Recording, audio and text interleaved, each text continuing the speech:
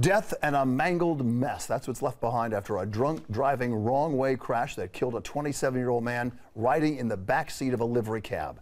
Exhibit A in the case of never driving after drinking. Happened on the Belt Parkway in Brooklyn. The road closed for hours. Eyewitness News reporter Stacey with this story. She's live in Murray Hill. Stacey. Well, Bill, the victim lived here. He was a young dancer who moved to New York City 6 years ago. His brother tells us he was full of life, unafraid to tackle life's challenges. But sadly, there are some things none of us can control. Take one look at this mangled livery cab. It's hard to believe anyone survived this crash. And the rear passenger, 27-year-old Gerald Obah, he did not. Obah, who lived here on East 34th Street, was in the cab here on the Belt Parkway just before 2 o'clock this morning when authorities say a wrong-way driver who was drunk, 50-year-old Alesh Shaipak, struck the car head-on.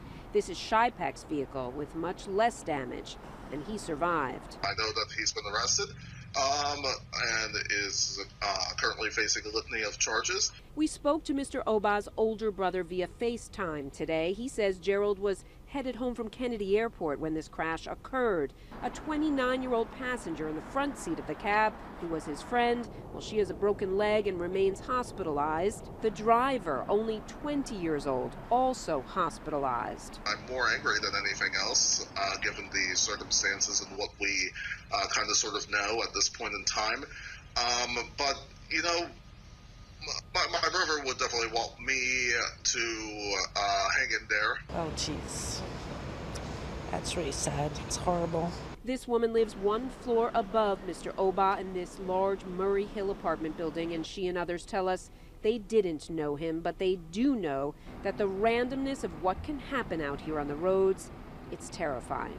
I have 2 kids live with me, and every day I bless their soul, bless my soul, and say, today could be the day. People are taking cars all the time. You know, it could have happened to anyone. It's just so tragic.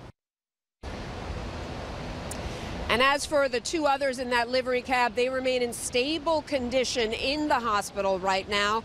As for that wrong-way driver, he was in Maimonides Hospital throughout the day, but he is to be charged with manslaughter, vehicular assault, also DWI.